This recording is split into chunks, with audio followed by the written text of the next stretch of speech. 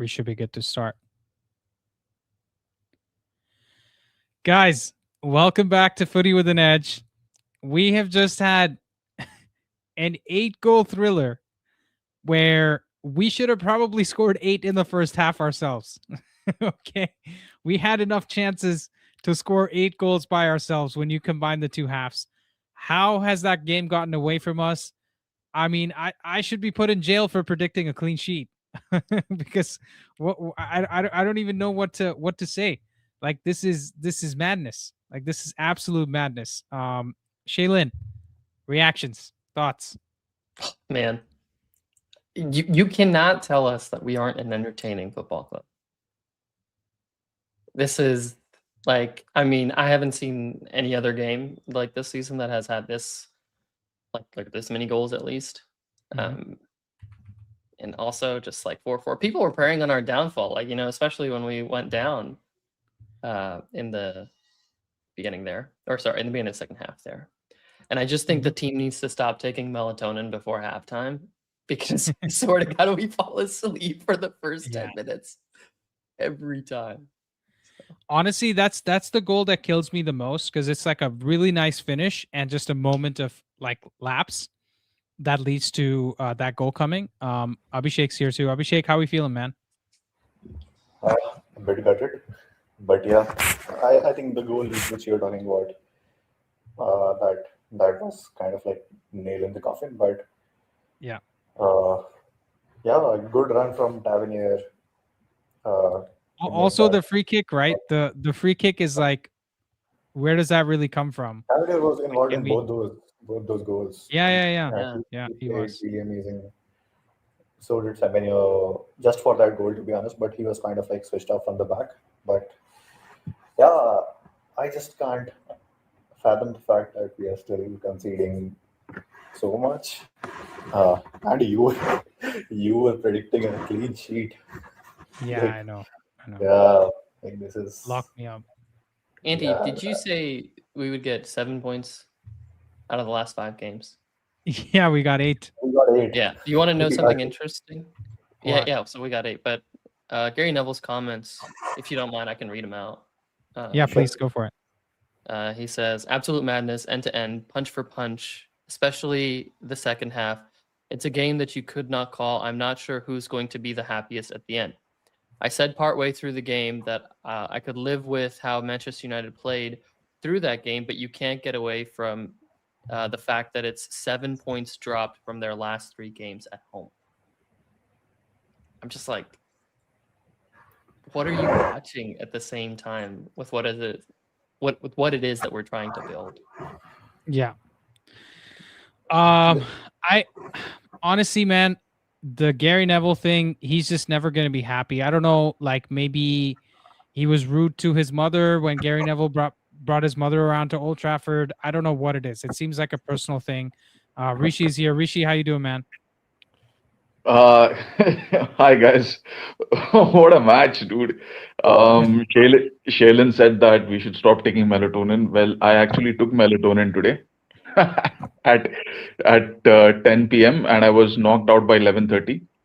I did not intend to watch this match because I need to fix my sleep schedule, dude. I cannot put myself through these kind of ringers again. And I just kind of woke up around 3 o'clock. I see the score is 3-all. Like, what the hell is going on, dude? And then just as I'm going through, like, I did not want to watch the match. Okay, like I had told myself I'm not going to watch the match. So I went through the Google whatever alerts and I went through timeline, and then I see suddenly it's 4-3. I'm like, oh my god, Cunha scored. So then I had to watch the last 10 minutes, and what an absolute blockbuster of a game, dude. Like, forget what the critics are saying, forget what the Amarim outers are saying. Like, what an entertaining game, dude. Even if you're at Old Trafford, right? Like, you can't be disappointed by that. I mean, we could have lost 6-4, right, towards the end, and our man Lomans came up with 2 clutch saves. Yeah. Commentator said that our halftime record was still intact since 1984. Leading at halftime and then not losing the game. So absolute killer. And then they panned to Sir Alex in the stands, and then I remembered Sir Alex's last game was a 5-5 draw. So I Yeah. was like, West Brom. dude, Lukaku hat yeah. trick. Yeah, and I just gotta say this thing, dude. Like before the game, also, right? I pointed this out in the Discord community. By the way, everyone watching this, we have the greatest Discord community in the entire footballing world, no doubt. The craziest amount of ball knowledge out there. Please join. There should be a link somewhere in the video description. Yeah. Anyway, yeah, I had predicted on Discord that if we win, we reach fifth. If we draw, we get to sixth. And this team is not yet ready to live with the pressure of being constantly in the European spots, in the Champions League spots, right? This is what happened the last time. We gave it up against Everton, against West Ham, and now against Bournemouth. By the way, Andy, we predicted 7 points from this five game run, and we ended up with 8 points. Where's that dude who said he's gonna unsubscribe to the channel? Where is he? Well, to be fair, he said if we got more than 7 points, he's gonna block us. So I guess he's got what he's asked for. Yeah. And Andy, But- just to be, we predicted 7 points. We said we're gonna win the 2 home games against Everton and West Ham, and we're gonna lose the 2 away games against Wolves and Palace. So none of those results were right. We predicted Bournemouth would be a draw. That was the only one we got right. But we never predicted like a 4-4, right? I thought it was a 2-2 if we had been offered a draw before the match. But a 4-4, what a crazy game, dude. I'm just, guys, hold on, yeah. Rishi. We have 260 people watching live. Guys, please drop a like on the stream. We'll get everybody on for their turn. We'll bring the panel back later as well. But let me just get first reactions, Shant, and also from H. Maybe H can go first since he's been waiting in the background. H, how you doing? Hey, Andy. I don't know whether you guys feel the same, but to me, it felt like a game of two halves. The first half, we were balling, and I really wanted us to come back in the second half doing the same thing. I had a feeling that we wouldn't, and it turned out to be the same.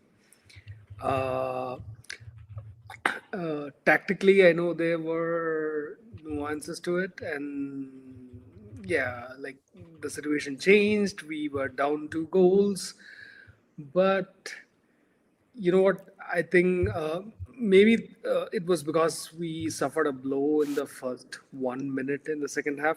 Maybe that's what changed the whole thing. Yeah. But we should have just kept at it. Yeah, I think you know what? There's given everything that happened in the game, right? This isn't one of those, like if you look at the Leon game from last year, you can't go in with a tactical analysis into that game because it was just madness, and this was a repeat of that game. Shant, have you just lost your electricity, bro? What happened? There we go. Okay, go for it, Shant. Give us your thoughts. Sorry. Welcome, H. So, I mean, I think we just have to like stand up and say that was the game of the season, like from both teams. Yeah. That was blockbuster stuff. So all this stuff that all the pundits were saying, oh, this isn't the Man United football I'm used to. How many times did we see just our wingers, our wingbacks, the possession? It was insane. The only reason that the result was the way it was we don't have that quality yet. Rishi is 100% on the mark. This team's not ready to take that next step. We create insane chances. Our attacking wise, we have no issue. But the same thing that I was worried about in the pregame, how's that right center back going to be? Even Heaven, he showed a little bit of his youth in there because it's to be expected. He's only 19. That like we just lose all utter control in between the lines in the mid phase. How many times did Bournemouth get away with a long ball, a line breaker, switching of play? There was no balance, no control, and just like it was tough. It was a tough one to. When we went down, I think we showed a lot of resiliency. So I'm very happy with that. I think we saw a belief in the system. They stuck to their guns. Sheshko, I mean, take a bow, son. You are a locomotive. You need to be on the pitch way more. You need to be available more. We need him in the spots where Cunha was in the beginning of the game. We'd be up 3 goals. Like that, this team needs a line, like someone that leads the line, someone that can finish those balls that we put in the box. But then again, we got a 6'5" jump man. Why are we not trying to get it on his noggin? Like, what's going on? Just play to your strengths, please. I don't know. Yeah. I'll leave it up to the rest of the panel. I hear you, man. Ernest, let's get your thoughts, bro. How did you think the game went? You're on mute. I don't know. It's like it was like a ping pong match. I don't know what happened. I think that this is the first game I can't really put together my thoughts. I don't know how we conceded those 2 goals immediately after the second half. How we managed to score 2 goals and then not defend. One second, Ernest. Shaylin, I'm just gonna keep rotating the panel. Yeah, I'll bring you on later. And let me bring Nelson on. Nelson's here too. I'll just keep rotating you guys because lots of people are trying to join the call. Ernest, yeah, continue. Sorry. Yeah, so as I said, I don't know how we lost concentration, where it happened, how it didn't happen, but I don't know what went wrong. This is the first time I really don't know what went wrong. I don't know. Can I just say, if it hasn't been said already by the panel, I think Bournemouth did a really good job of taking their chances, right? And they had chances towards the end. The last 10 minutes, maybe their finishing tailed off. Otherwise, they probably go win this game, right? The problem we have is the first half genuinely was one of the best halves we have seen from the team. And had we taken our chances like Bournemouth was taking their chances all game, because that second goal they scored in the beginning of the second half, the free kick that they scored, those are just them doing really well with taking their chances. And the first 3 goals that we scored, they were all like maybe some of the worst chances we created, we scored from them, right? Because Bruno's free kick, like you can't count on that, right? Even Ahmad's first goal, that was like not our best chance. And what was the second goal? I even forget what our second goal was. Casemiro. But there's I think there's something that needs to be addressed here, in that we are perennially not taking our chances well. We are not finishing well. Yeah. And Rishi and you brought it up, like with Aston Villa. You look at them, and they are creating way less chances, and they are conceding more chances against, yet somehow they're making the most of their chances, and their defense is overperforming that expected chances against. So that to me shows that we don't have good finishers. We create the right shots, but we're not putting them away due to availability or whatever over-reliance we've had. So that's my concern, is that it can be a season of this, guys. We can say, hey, don't worry, the XG is going to catch up. We might have to wait for next year for it to finally. I said it. I don't know if people are really understanding. Like, this takes the longest time of the project, actually getting the right players, being at the end of those shots. So. Yeah, Nelson. I called a draw. I knew this was going to be a draw. I didn't expect it to be a 4-4 draw. I thought it was going to be 2-2. Simic said it, and I think people kind of like try to brush him aside. Our defense is still the issue. As much as we're creating a lot of chances, the moment in the first half, at the end of the first half, wasn't it Ryan who said it in the Semic said. If you remember, we were arguing about the conversation was on clean sheets. I remember Ryan. Yeah, I remember Ryan saying that the biggest problem in our team is actually the defense. Sure. Either way, both. We have guys, head to the Discord. We have so much conversation going back and forth. We have a lot of people that are saying, is it the midfield? Is it our center backs? Is it attack? Like I've been on the defense as well. Like, I think our auxiliary center backs, I think Heaven was fine, but those wide center backs are an issue. They are an issue. They're not Well- there yet. Well, we played this game. We started technically like in a 4-4-2, which was really interesting. We played extremely fluid at the beginning. And then at the, I want to say the 38th minute mark or 35th, what's his name? Iraola changed. He adjusted the players. And all of a sudden, you could see we were slowly losing control. It was a slow burn. And I'm not kidding. I was messaging. I was in the chat and I said, and I could tell the second half, if we don't start the way we started the first half, we were going to concede, and immediately we conceded. Yeah. And this is a common theme, by the way, where when we show a lot of aggression, and we even peter for like maybe 5% down, teams already capitalize on this. But this is a player thing. This is an assistant thing. This is, I think, our players either get too tired, or players aren't expecting the teams to continue that pace. But I think this Nelson, was almost- if I may, Nelson, if I may, that's first of all, fantastic point, and I appreciate you bringing up the system versus the players thing, because I think that's an important thing that needs to be said.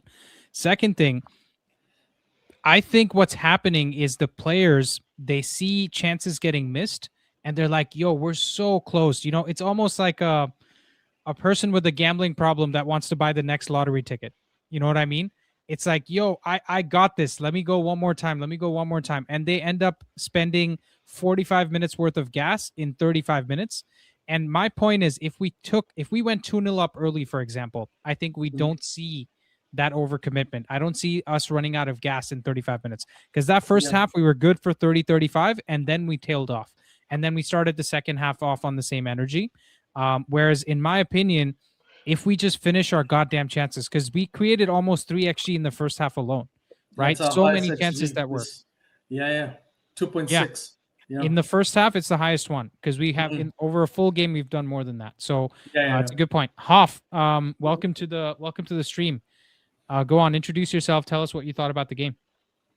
Hey guys, everyone hear me? Yes. Yeah. Yeah, you're good. Yeah, I Go was on. making sure I can't hear myself on the stream because it would have messed me up. Yeah, sweet. Nah, my name's Hoff. I've been watching you since fucking before you took the break. Like when you made the original Chelsea analysis before you started doing United. Fun and awesome to get on. Dude, it's really frustrating to watch United, as it is probably for all of us.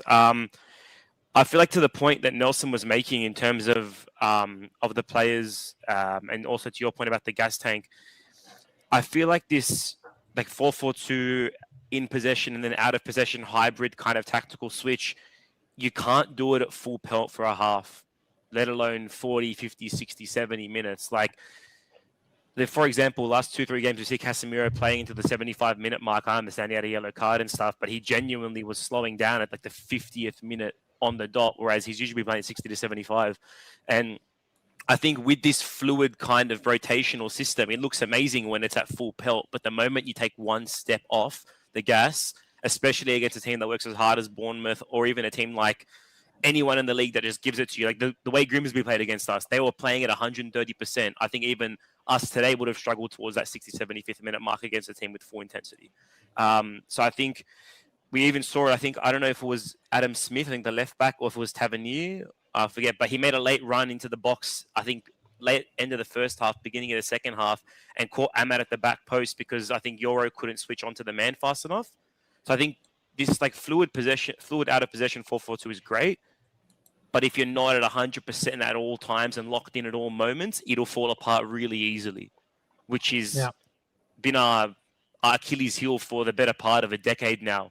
We used to see Ashley Young switch off at the back post. Then we used to see Aaron Wan-Bissaka switch off at the back post. And it's like we're always due to those moments of switching off. So, I don't want to ramble on, but I think it was really, really promising what we saw today. And like I was watching in bed at 6:45. I'm in Sydney right now. And I was losing my mind that we were playing some of the best football I've seen all year. But in the back of my mind, I'm just waiting for the moment that I see someone get tired, or waiting for the moment because I'm like, this is just too good to be true right now for what I've seen for the past 3 years. And I'm like, I'm really happy that this is happening, that we're going to have this opportunity to build on this. And I think, as Sean said, we need those players in those correct positions to be able to execute the system. But after Amarim's words in the presser, and the heat that he's getting on him, I don't think he's doing himself any favors.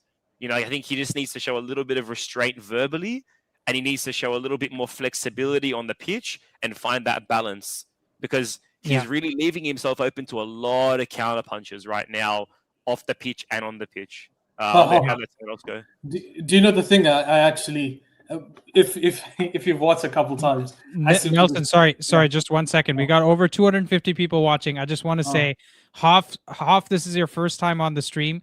I can tell the ball knowledge from like miles away. You're all the way over in Sydney. You guys, this is a community we've built. And Hoff, if you're not on Discord already, please do join it. We have fantastic conversations there. For whoever's watching, the Discord link is should be in the video description as well. Please do join it right away. We have great conversations there. And Hoff, that's a fantastic point about you waiting to see when we're going to switch off. One other thing I want to say, and I want to hear someone talk about it. I'll throw it over to Ernest, and then I'll refresh the panel a little bit. I actually think there's one thing that I haven't done a good enough job of appreciating, is that our box defending is horrible. Right? Our box defending is really costing us. So, Hoff, if you want to give us your 2 cents on it, then I'll move on to Ernest, and I'll refresh the panel again. Yeah, for sure. I don't want to take over all the time. No, you can stay. The other guys. I'll move the other guys on. You stay. Yeah. All good. I think it's so weird, because for so long we've had this defensive unit that's been people that are over the age of 29 to 30, and it feels like they're so good late in the game to just hold those moments and to hold their line and to defend the box, like your Harry Maguires, your Varans, your who else was filling in for us back in the day? I know Leacher was new, but he was also showing that nous and that experience with those deep Champions League runs. But I think now, for whatever reason, we've just completely flicked the switch. And like Luke Shaw, he's like in his late 20s, early 30s, but he's played no minutes over the past decade pretty much. So he might be in these football maturity wise in his early 20s, mid 20s, right? We have Aiden Heaven, we have Lenny Yoro, who are great defensively, but again, prone to those switch off moments that you'll just learn over time to keep that mental stability. Like the easiest thing I could see is Mount's playing the ball off the left side. He plays a bit of an emergency ball into Shaw, expecting him to just smash it, as Igalo says, I had to smash it. And then he literally plays the ball in, and then you see Semenyo running down, and you have Aiden Heaven and then Yoro in the two in the middle. Yoro shifts into the middle, and then for whatever reason, I don't know if Lenny Yoro doesn't give him a shout or something, but they're both marking the same man, and it's almost as if Heaven is just waiting for someone to sweep across from the deep midfield, and it just never comes. And the moment he takes that step, Semenyo just absolute fucking crazy finish, slots at bottom corner off the post and in. But I just feel like that urgency and that maturity in the back line to just be like, okay, no one's coming across, I'm coming across. The same way kind of Shaw did, I think it was 20th, 30th minute off the left side. He saw no one there. He ran from the left centre back side and just swapped across the whole field and got the block in. You know, so it's just our box defending in the air is pretty good, but I think it's just that lack of maturity, to be honest, man. Yeah. No, I hear you. And it's not even me saying that, oh, Heaven's got to do better there, right? Because if that was Maguire and De Ligt making those mistakes, I'd be a bit more harsh because they've got a lot more experience. But Ernest, let me get your thoughts, bro, and I'll get somebody else on as well. What do you think about the defending in that game? I think it goes back to our intensity. I think in recent years, basically, because we can't keep it up for a long period of time. So for whatever reason, which I think is physically, the players, they are just not, they can't do it. They are not built like that. They have to train well. So I think what happens is after them putting a lot of effort, both attacking and defending, in what first 30 minutes, 35 minutes, in between the second half and all of that, I think because the intensity is not there, they get tired. And as Hoff was saying, so now one player is looking at, I'm expecting this player to be in this position or to close it down. But again, it's like mentally they are tired. So they are not switch on enough to say, okay, he's not going to be there. I need to be there. So everyone is looking at someone to do the job, to cover up the space or to close a man down. Because you could see a lot of their crosses, you could see they had spaces to do what they want to do. So I think that's the problem because they get so tired. So everyone now is looking for someone else to cover up the space or mark the man or check who is at the back post or who is making a run. So and it rotates around the team. So no one wants to take the responsibility to go in there. So I think that's why we are very, very poor because if you look at the beginning of the game, you could tell that it's good when we're on it, when the intensity, the physicality, everything is there. We do well. But when it's not there anymore, we switch off. So everyone is looking at who is going to take up that position, who is going to cover that mark, Yeah. and everyone is like trying to pass it over to the next man. And that next man too is waiting for someone else that is going to do the job. And then I think for me that's the issue right there. That's why we Yeah. are poor. Yeah. Yeah. No, that's fair. Fantastic point, Ernest. You're getting some love in the chat too. Mm, But I'm going to move you on now and get somebody else. But if you want to come back in a little bit of time, we probably have some space on the panel. Just Okay. no problem. All right. All right. Thank Thank you so you. much, Ernest. Cheers. All right. Cool. Let's get in Bruce and Shant also left. So we'll bring in somebody else as well. But Shant and Rishi, please do come back because we want to have a conversation with you. I'm sure Nelson has some scandalous things to say as well.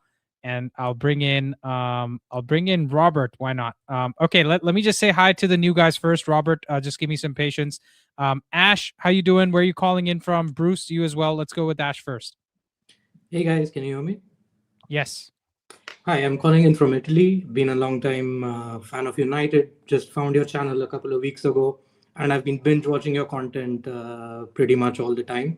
So thank you for having good tactical analysis and actually unbiased analysis. I feel there's a lot of agendas coming through in other analysis videos, so it's a bit refreshing to see, the pros and cons being discussed for what they are and not pushing some hidden meaning. So Welcome. I just say one thing I liked about the game today and one thing that I feel is a cause for concern. Just to go with the good thing first, I loved the way the attack was combining. I think a couple of people mentioned it before, and it's looking very promising because I think this game last season, we fold. Once they go ahead, we completely and absolutely fold. But it was refreshing to see the attack was still pushing on. They were still trying to create chances and they were still trying to score.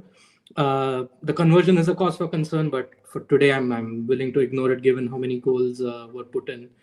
The cause for concern for me, I agree with what was said on the defense. I think we are like a sieve at the back at this point. But I do think that it also comes down not just to the physicality, but to the point that this defense hasn't really played that much together. We keep swapping in center backs, we keep switching in the side center backs. And so I think this could be, this doesn't forgive individual mistakes, I think, but I feel more time together could really improve the communication. So when you mention that someone should cut across and defend, I think that is something that comes through by just playing a lot together. And I don't mean on the training pitch. I mean with actual minutes under your belt. Games, yeah. Exactly. Yeah. And yeah, that's my 2 cents, I think. Yeah, that's awesome, man. That's you know what? That's a good template for us to ask everybody here too. Bruce, why don't you tell us one thing you liked and one thing you didn't like from today's game? Bruce, are you here? Okay, we'll go to Robert. Robert, how you doing, my friend? Yeah, I'm fine. I'm great. What did you think about that game?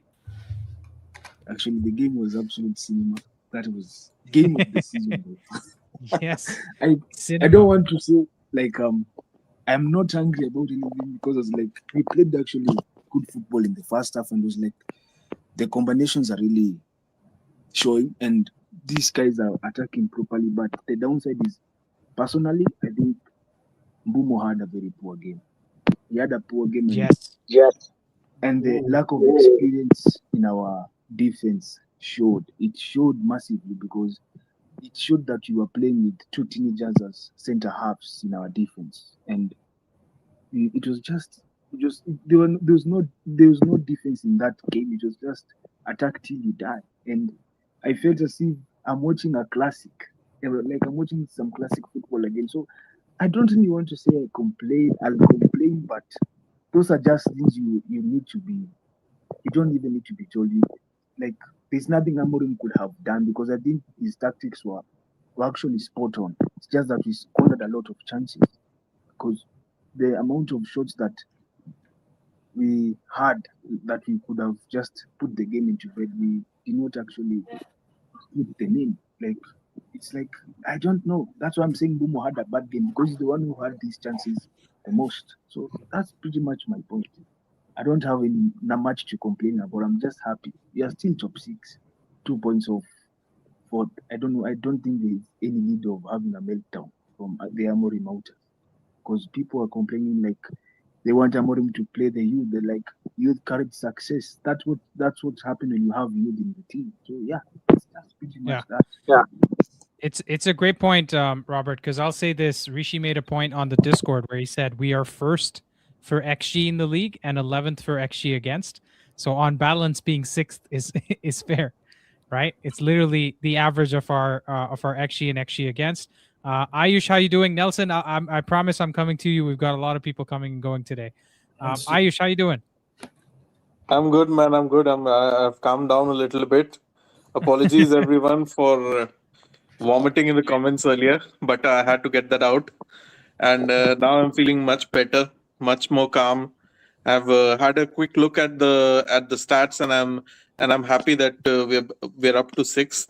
And just notice that from 5th to 8th, we're all on the same points, just separated by goal difference. Yeah. And we're like 6th behind Crystal Palace, but we're four goals behind or 2 goals behind. About the game, man, it was, I think the first 20-25 minutes were good. After that incident with Semenyo, where obviously he should have been sent off, after that incident, I felt that slowly it started to ebb away. Our focus, our confidence, it started to ebb away slowly. You're seeing like, this is sloppy. Okay, now this person's not running after this their mark. They're not going and challenging the opponent. So that's where these statements come out from the manager, that we are not fighting for the second balls. We're not there's no enough intensity, and it all comes back to the same thing, that we need to update the squad very soon. Otherwise, this same kind of stop start performances will keep going on. And Robert earlier said that it was absolute cinema. It was like being left on a very, very, very thrilling cliffhanger today. Yeah, like absolutely. Man, how can we imagine we could have lost. We could have lost that game too, Exactly. and that would have just felt devastating. Exactly. At least And we're after here. seeing that performance, man, like those first 25 minutes, it was complete entertainment, enjoying each and every moment of it. And yeah, that's the thing. We need to upgrade our players, at least in the midfield. We need more energy, more legs. Yeah. Edco, how you doing? Go on, give us introduce yourself, tell us where you're calling from, then give us one thing you liked and one thing you didn't like. Hey everybody, I'm Sean's brother, currently living in Arizona. Nice. I think everybody is saying we're leaking like a sieve, but I don't think a lot of people aren't understanding the type of goals we're conceding. Every time they play the ball into their strikers, I'm not just talking about Bournemouth, but other teams, our center backs are terrible when the striker gets the first touch into any sort of space. If it's a centimeter, if it's 5 centimeters, it doesn't matter. We don't have defenders. We have ball playing center backs is what we have. So and then the midfielders are not, going between the passing lanes. Nobody's cutting the passing lanes. Everybody talks about, Kobe Mainoo's so good. He's an attacking player. That guy is lost when it comes to defending. He's so out of position every time one of their midfielders has the ball. It's always an open lane to the striker every single time. And you're going to get world-class strikers. Even that Krupi kid that came on, he's so good. First touch is so good. Evan Nielsen, not fast. First touch, really good. So even Enes Unal, the guy who didn't play today, correct. He has an excellent first touch. Yeah. Yeah. So we struggled defensively against strikers that take that first touch, and we struggled against it last year. Even Cunha, every time he scored against us, it was a good first touch into space. The defenders don't close down. They sit there and they Van Dyke. You know, they twerk, and that's it. There is nobody's getting stuck in. No, Yeah. we don't ever have our center backs taking somebody out in the first 5 minutes. And the strikers aren't scared. That's Same so thing when you true. play in real life. That's so true. In real life, if I know this guy's going to give me 2 yards behind me, guess what? All day, I love that. I'm turning, I'm doing flicks and tricks, all that kind of stuff. Attacking is not the issue. Kobe Mainu cannot play in this system as a midfielder. If he does, we will continue to leak. If we don't get somebody that's going to cut those passing lanes to help the center backs, because they're all good on the ball. Let's be honest. They could drop the shoulder. We saw it today. Aiden Heaven, Lenny Yoro, Marads, even Luke Shaw. But defensively, absolutely not. When Maggie is not playing, we are dog shit because there's nobody that gets in there, gets stuck in, lets them know you're there. And Well, that's what Delict we're is. You don't think? Delict is good Wait. at that. Yeah, How Delict about is good. at Lisandro Martinez is literally the definition of getting stuck Yeah, in. getting stuck Yeah, in. old Lisandro Martinez. What did he do today? He tried a bicycle kick clearance for no reason. The guy is not there anymore like the old Lisandro. The old Lisandro also used to ping balls across the pitch. We don't see that. You know? Yeah, So, but I think Delict and Maguire are our two best box defenders. The problem you're talking about is like box defending, that last sort of the defensive side of the game. But don't you think, Ed, don't you think it's also to do with our two center backs that started today being 19 years old? Like they just need to grow into that experience, right? well, I think you have other great center backs that are 19 years old. You know? Who? We can't. Who? Dean Housen, not on our team, but other teams, right? There's other teams that have great center backs that are young that get Didn't he stuck get in. 4 red cards? Didn't he Houston get is 4 red cards? 23. It don't matter. Houston is 23. Houston is 23. Well, No, even when he's like 20 years old. so No, he's- even when he's he played about that age. even when he played last season, he gets stuck in. Yeah, we need guys that want to get red cards, man. Nobody's scared of getting a. He's right on Everybody's scared of passivity. getting a. Right on We're too passivity. How passive. many times have we allowed the first touch to get over performance of finishing? And Two every goals time, today you conceded. How many? I want to see the games we've lost, how much XG we've performed versus XG against. I guarantee you it's at least 50% or more of the games we've lost, we've had a better XG to XG against.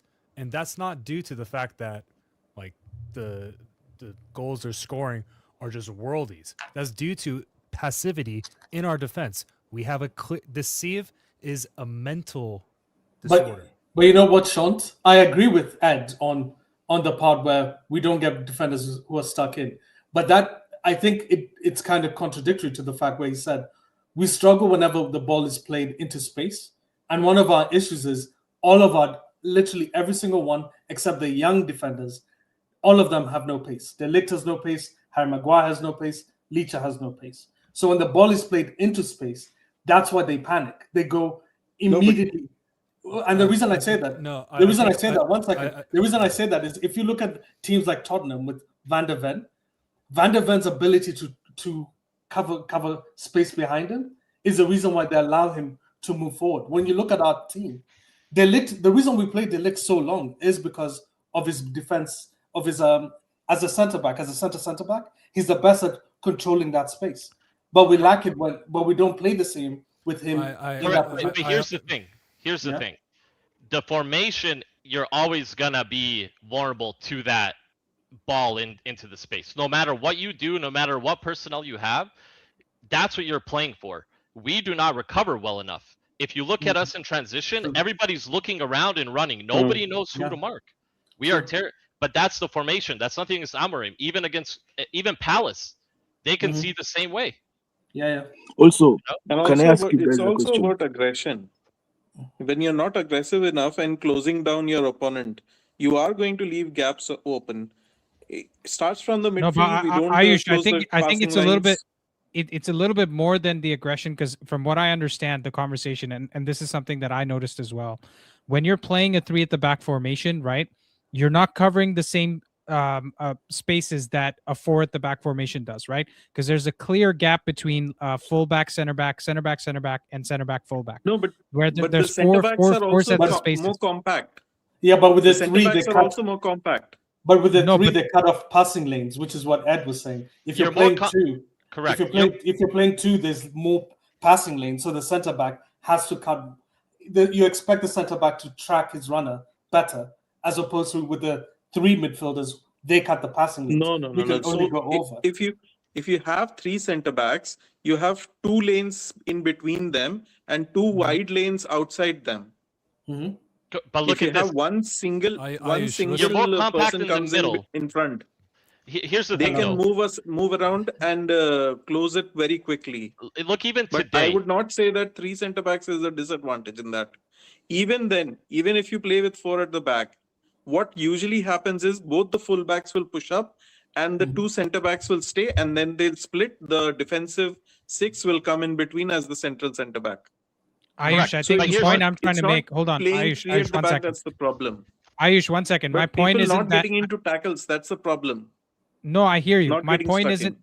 My point isn't about the aggression. My point is about the fact that we have like all these center backs. They're not used to playing 3 at the back formations, right? So what happens is there seems to be a bit more confusion about who has to go in which lane, and that's why the mistakes are happening. Not necessarily only because of the aggression. That's correct. the point I'm trying to make, and I think maybe that's what Ed's trying to say as So well. Also, if you to look at add how on your many point, times, if you look at how many times a center back has gone out wide with Ahmad or with one of the wing backs to just mark one player, that happens so much for us.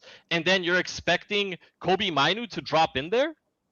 Absolutely okay, not. like on your point, Ed, what I'll say is what Amorim is actually doing, because I saw it the other day. I think he said to implement a form of a mixture of zonal and maybe man marking, because that's what actually teams like PSG and Barca are doing. But the problem is the way he's playing his football, it's so different. Like the core, I think the core structure behind playing positional football, which is, I think, is it La Salida Valopian? I think that's the core structure. But for him, I think he's doing it differently, because La Salida Valopian is where you have the 3-2 shape, but for us, we're using a 3-1.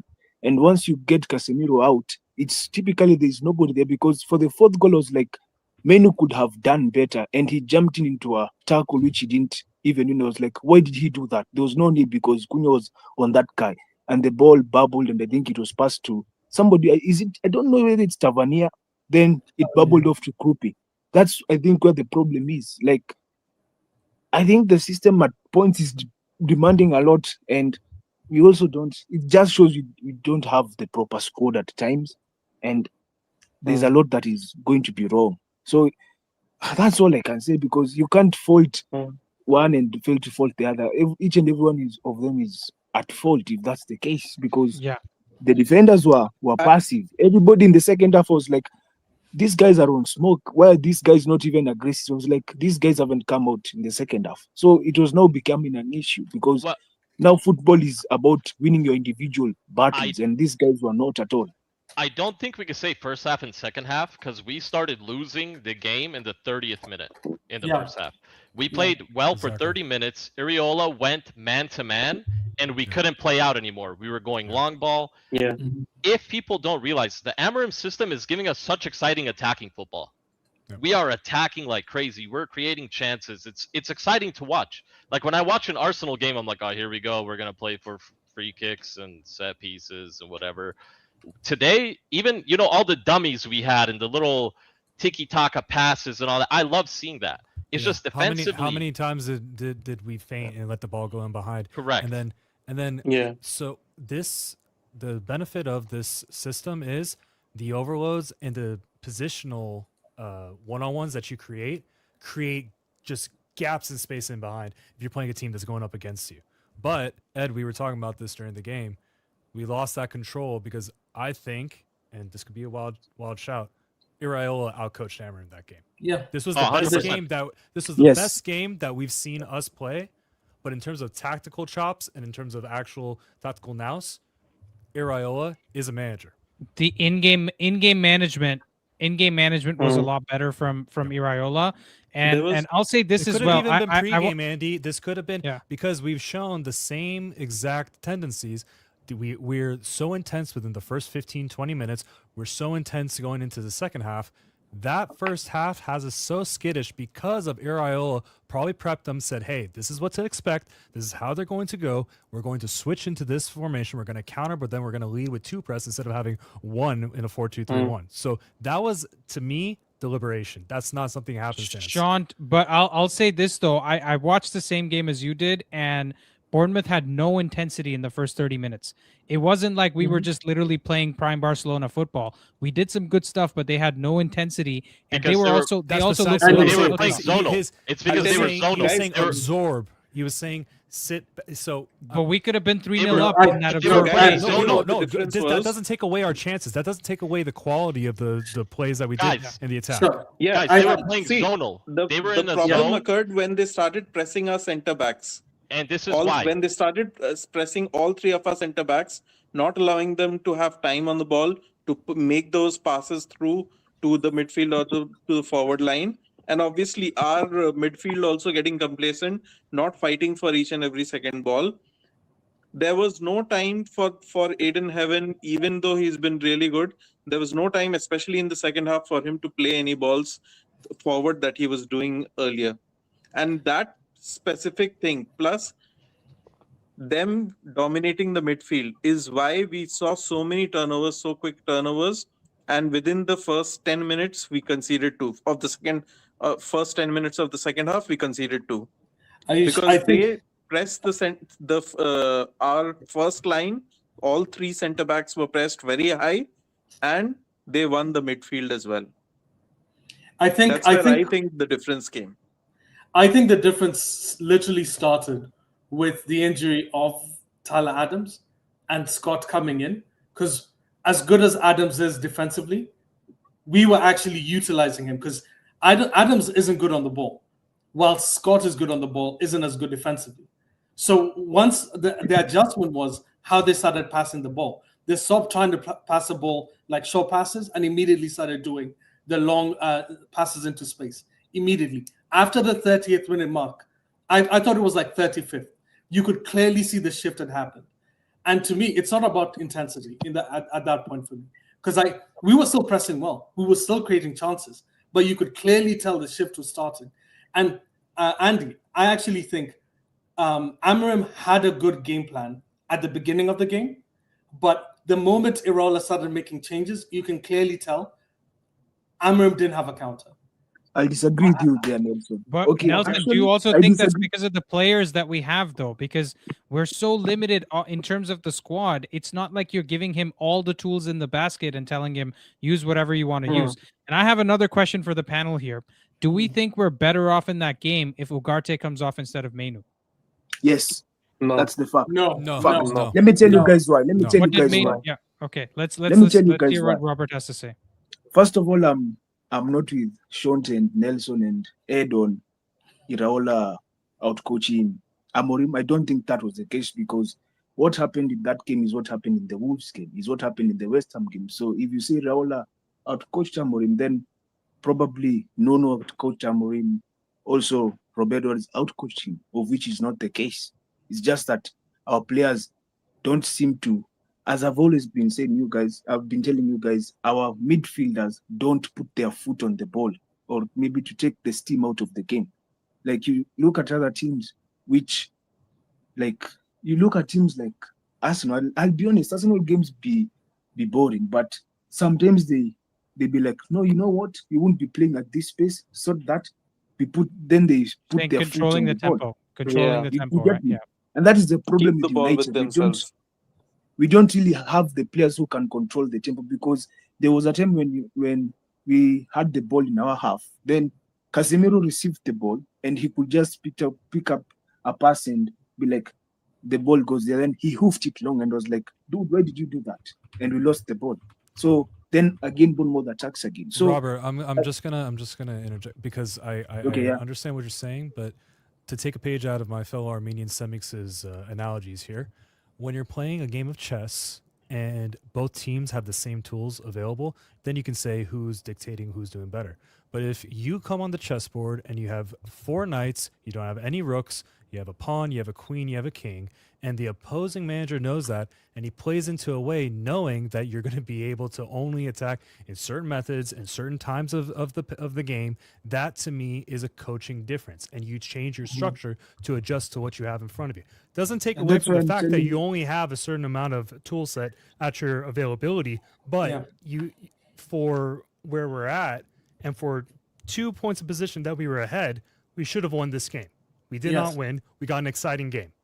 Those are all things Yeah, that And can that's be why said. I'm like, I'm telling you, it's also on the players now, because the moment we scored out that goal, and now Old Trafford was bouncing and the players were G'd up, we were the ones who were on top. We were on top until then again, they scored the fourth. So that's why I'm like, you can't say one of them outcoached the other, because if you But- say one of them outcoached the other, it's a false statement. I But think Robert, the argument, they the pretty argument, much, the- they one pretty second, much, Robert. let me just say it, Yeah. they Okay, pretty sorry. much were level on level. It's just that maybe they failed to have the answers, the players who could have asked the other manager questions. So I think they were on par. I don't think one of them was better than the other or lesser than the other. I think that's why I'm saying the game is absolute cinema. There is nothing I have to complain about, because if you say this about Iraola, then there's also something that is contradictory. If you say this about Amorim, I think there's if another the contradiction. argument that Andy had said, which is we don't have players, how about the players that Bournemouth brought in? Does anyone rate any of the players that he brought in?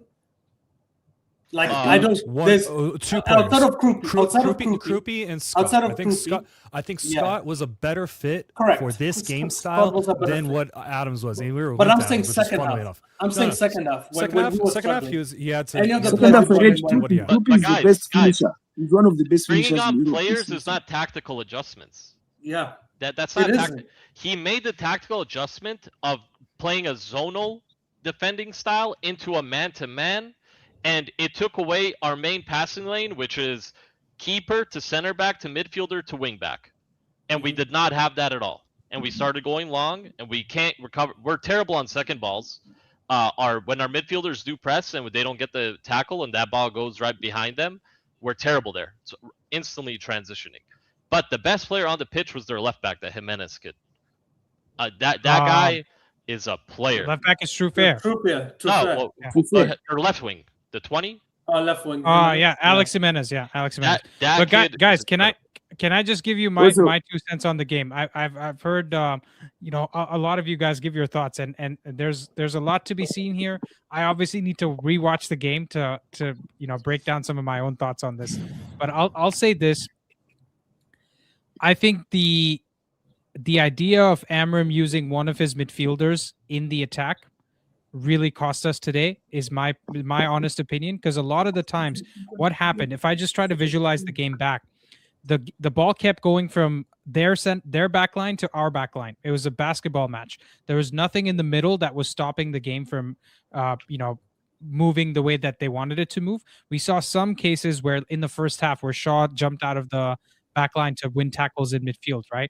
We saw some of that happening, but as soon as that stopped happening, he had nothing from the midfield. And also, again, Casemiro, this is not a pace of game that Casemiro and Bruno thrive in, right? So we need to figure out a way to calm it down. The last thing I'll say, this reminds me a lot more of the good parts of Klopp before he actually converted into winning football matches, right? Because the 4-3s, the 4-4s, the 5-4s that he used to win, this was very much a game like that, which was end-to-end football. The difference is, even in that early Klopp era, he had a lot of young players in his team, whereas we have in the key areas like older players, right? So I feel like a lot of this, the tactical battle between the two coaches. Nelson, you asked me if Bournemouth's players were much better than ours. I definitely do think they were much younger, right? Much fitter in the key areas. Like their midfield was a lot, fresher than ours was. Krupi's like 19 years old, comes off the bench. He's one of the best players this season. In fact, I think with that goal, he is their second top scorer now, 5 goals, right, this season. So in my opinion, a lot of this also has to do with the fact that, well, we didn't take our chances. I think if we go 3-0 up like we should have, the game is completely different. I don't think any amount of tactical dominance from Iraola makes a difference to this game, right? Because we can probably put that in the bag. Second, I think this game showed me we can't play both Heaven and Euro in the defense. Not yet. We need Maguire, we need De Ligt, one of those guys to be playing, and it's probably best we see it now because Mazraoui wasn't there today. And what did we do? We had to start Euro, right? So De Ligt probably needs to start. But I wanna get thoughts from Rishi. Rishi is come back from the dead to join the stream here. But let's go, man. What did you think of that game?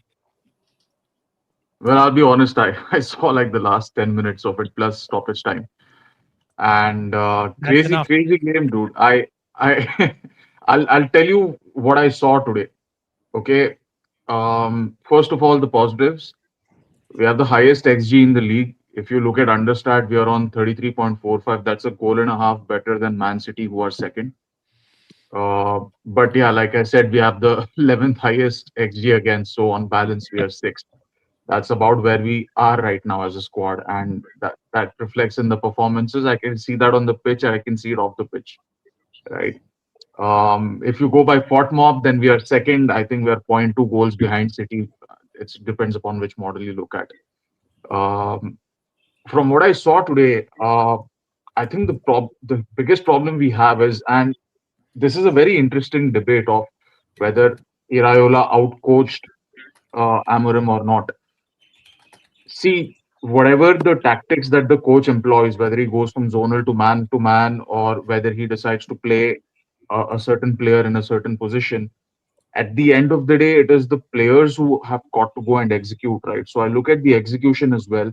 I look at how good the players are in their fitness, in their execution, in their marking, in their passing. And guys, the on defense, right? When we are on in transition, or even when we are not in transition, the players are not mobile enough, because you see, like, Bruno had that cross which fizzed across the box, and then Sheshko and Mbumo were very close towards the end, another yard, and they could have tapped it in.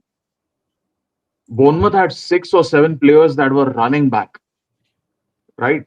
Compare that to when the last shot that Loman saved, we had the ball and there was a high turnover, and we didn't run back fast enough. There was no urgency. Zirkzee was within the vicinity and he just assumed that we are going to win the ball.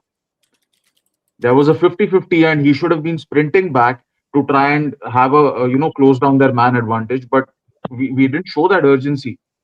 So also the fourth goal, Ahmad tracks back Jimenez, the right back, right? Jimenez, if I'm not right, number 20. Alex Jimenez, yeah, Alex he's the winger. Jimenez. He's the guy who gave the assist to the goal scorer and to Krupi. Yeah, he's the guy who gave the assist, and Ahmad tracks him back all the way, and dude has a couple of seconds to put in a tackle, and he doesn't put in a tackle. Like He should have just fouled him. He should have just fouled him. No, forget the foul, dude. Like any He could basic have average tackled, actually. footballer, any average footballer puts a tackle in and wins the ball, or at least dispossesses the guy.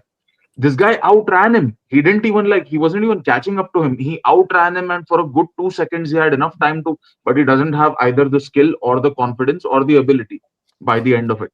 Ahmad is horrible defensively. I thought earlier in the season he had improved a lot, right? And we know he's a winger playing at wing back, but come on, dude, like any center forward, like Emil Heskey. I mean, Emil Heskey was very good defensive player, but even a guy who's supposed to score goals, and also he didn't score too many goals, but anyway, uh, any player on the field worth the salt puts in a tackle and dispossesses the player, and Ahmad didn't do that, right? Yeah. So we do not have. You can talk about, okay, maybe the players aren't good enough for the system, but you play another system, guys.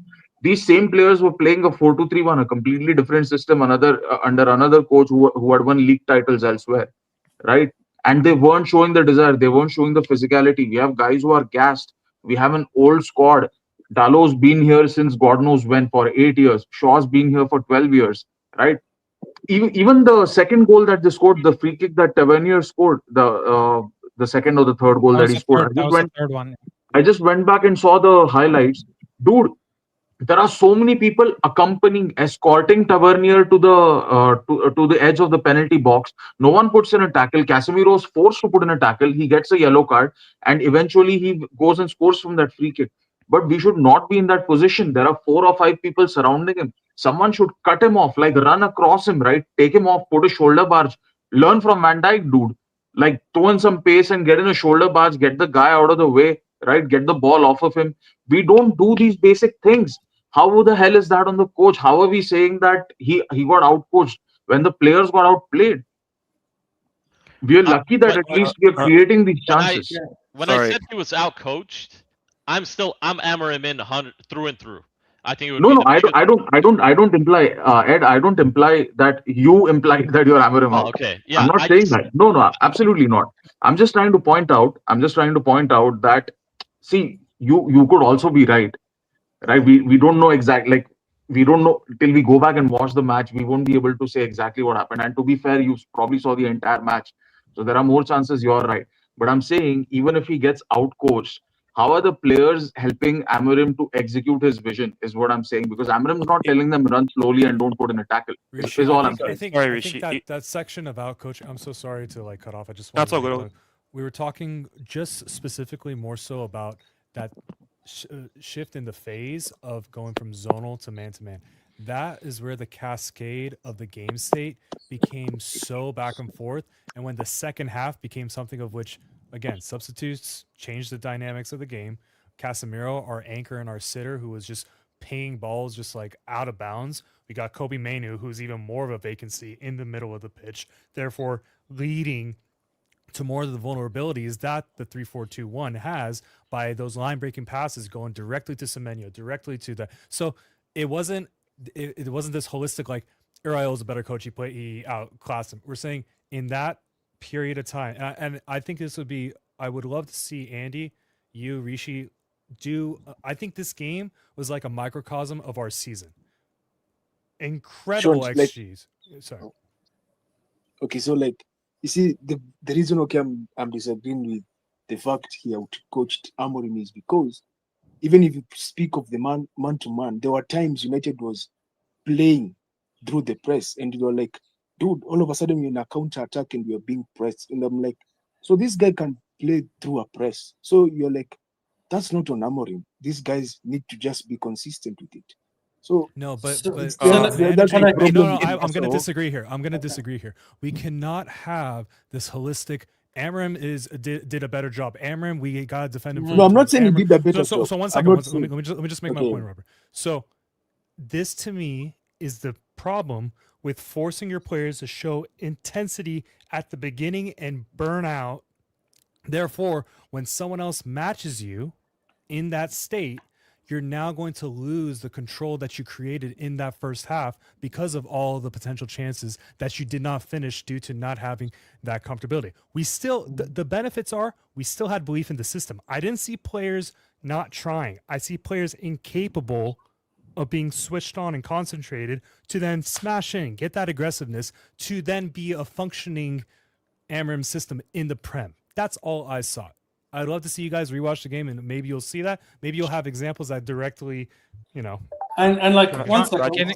Can I just ask? Can I just ask Sean a question as a follow up to that? Because Sean, would you agree that last season we didn't have this intensity that we're showing now, even for the first 30 minutes?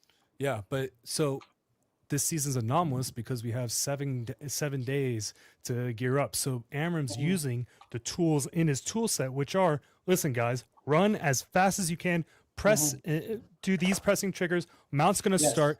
So that to me is energetic coaching. That is understanding. No. My question is sorry. My question was Robert. 1 second. My question was. My question was. I think it's on the board. We haven't seen it yet. It's on the board that we don't do this intensity thing in the first 30 minutes, and we concede 4 goals in that game anyways. Pardon? Right? So I'm saying this whole thing about us being like gassing out too quickly because Amarim's asking them to show the intensity. I think there's every chance that we don't do that thing. So we play it more spread out, more even keel, whatever it is. And we still concede 4 goals. So my point is we don't score the 4 goals. Standpoint, I prefer this. Yeah. Here's not being eloquent enough. Here's my issue. And actually, Hoff has been. I can see his mic go off on and off. So I think second, off air. Just wait. Nelson's gonna cook. Okay. Wait, he's a million too. Okay. But that's why I brought him on. I think this is Ed also Armenian? He's on. Yeah. Nelson's also Armenian as well. Just be quick. Oh, good. Go ahead, my friend. Go ahead. So if you even just because I think Rich hasn't watched the whole game. He saw the second half probably. In the first half, we dominated them in terms of even ground duels. I'm looking at SofaScore. We dominated them. But I guarantee if this thing broke it down by the minute, on the 35th minute, you see the switch. You could see it. In the second half, Bournemouth battled us every single time. And Andy, to your point, I think we're pushing so hard. And what I think the difference is between last season and this season is I actually think we've played, not the way we've created chances this game, but we've played the same way almost every single game. We play amazingly for about 40 minutes, and then immediately you see we start tailing. And Sean's remarked to it, the reason why we're playing so well is we have 1 week where we have no games and guys can rest. I guarantee tomorrow everyone's resting. No one's working out, no one's training. And I think that's why when Robert and I had this conversation a while, I said more games isn't going to help us. It'll actually hurt us because of the amount of running that these guys have never done before. None of our players, except maybe the younger guys, can actually match this intensity. And I agree with you, Andy, when Bournemouth bring players, every young player they have is 100% in every single time. But the point that what I'm trying to make here is I agree. We bring in Ugarte, bring in Mainu, bring in other people to freshen up the pace. But they have to also maintain that level of intensity, which you wouldn't know unless you put them in and we see. So Mainu, I actually thought played well. Defensively wasn't solid, but offensively was decent. But at the same time, if you notice you're playing Mainu and Casemiro's, he replaced Casemiro. We don't remove Bruno because of one simple reason. We know that we're going to concede, and we need Bruno's ability to create or score. That's how I see it. Okay, and actually, when I look at the, once you guys rewatch, apparently they created more big chances than we did, which to me is crazy because I felt like we created a shit ton of big chances, but apparently they have. Nelson, a big chances defined as like greater than 0.39 xG or something. Different people define it. Yeah, they define it slightly XGOT differently. is probably a better indicator than XG in terms of this game, given how great the chances were at the last 10 minutes. Go ahead, Nelson. Sorry. No, I was done. Go on. Let's hear from Hop. All good. Is Hoff done? Sorry. He hasn't heard anything yet. Yeah, easy. Hoff, you can talk. I'll talk after you. Thank you, my friend. So I think I've been just waiting. So I think for the first thing I wanted to say was a little while back. So I think we're talking about Mainu coming on, and I think Andy said it about 20 minutes ago. Do you think Ugarte would have been better coming on than Mainu? I think that would have been tactical suicide, low-key, because I think Ugarte, he's seen. I don't know why people see him as this like defensive player. He does a lot of nothing. Like he is what people accuse Jude Bellingham of doing, of just running around and being active. That's what I think. That's what I think he actually is. Like he has moments where he puts tackles in, but he never retrieves the ball. It's like he puts in a tackle, but it's like FIFA where you lose the first tackle, you use the second tackle, then they score. That's almost what it's like, I feel like, with Ugarte. And like nothing against it personally. It's just I don't think he's up to the level. I think he's just been passed on from team to team, and we've got him now. On the second, in terms of Mainu coming on, I think when he came on, we gained possession. I think we gained a fluidity in midfield where he came in, dropped into the midfield, and didn't just come and drop in for the sake of dropping in because his manager told him to. He dropped in because he has the understanding of that position to know that he'll check his shoulders. And if you look at him, whenever he drops in at a time where no one's usually tracking him. It's very rare that he drops into that sixth space to connect the midfield and someone's on his back. And that's the difference between someone that's dropping in to receive the ball and someone that's dropping in to just do a job or to fulfill a role. That's what I feel like. And then on Rishi's point earlier where he was saying, is it necessary that Amorim got out-coached or he didn't get out-coached?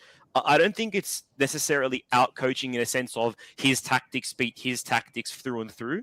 I think what happens is we kind of lose the terms in terms of the definitions. I think that for me personally, the definition of out-coaching is that you're putting your players and their characteristics that they bring in a better position than the opposition manager's doing for his players.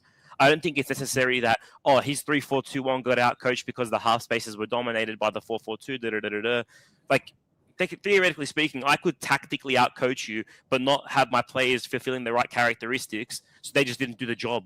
They just didn't do the job, but I out-coached And then on top of it, just look at it positionally, just from like both teams coming into it.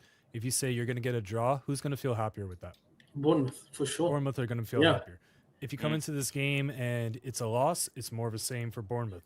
United would be Sean, disappointed. So if you said Semenyo was going to score, Evan Nilsson's going to score, two players who haven't done anything in the last 7 or 8 games. Since August. Yes, since August. Yeah, They take this. But sorry, I cut you off. Sorry. No. Hoff, Okay. you're Hoff is done. Yeah. Okay. The the president has spoken. Hoff is done. This is Nelson. Give me- Sean. give me- Hope that was easy Everyone, to- One second. listen to me now. Well, I am the Robert, captain of Robert, the stream. I'll Robert, do Leah, one more Robert, point. Leah. I'll let you go off into the sunset, my friend Robert. I promise you. Yeah, sorry. So I think the final point I was looking to make in terms of my whole system just okay. So yeah, the final point I was looking to make in terms of the XG we're creating, I think it's a little bit of a, I don't want to say red herring or a falsity, but I feel like a lot of the XG kind of things, it's better to kind of look at XGOT because XG is just obviously the tactical creation of the chance, but I think XGOT gives a better definition of It's the quality of the finish. The quality of the finish. Exactly. Yeah. So, for example, like someone like Mbuemo's a few games ago where he cut in off the right and then put it through the guy's legs. The XGOT on that is going to be freaking high, man, because you have to be a high quality finisher to do that.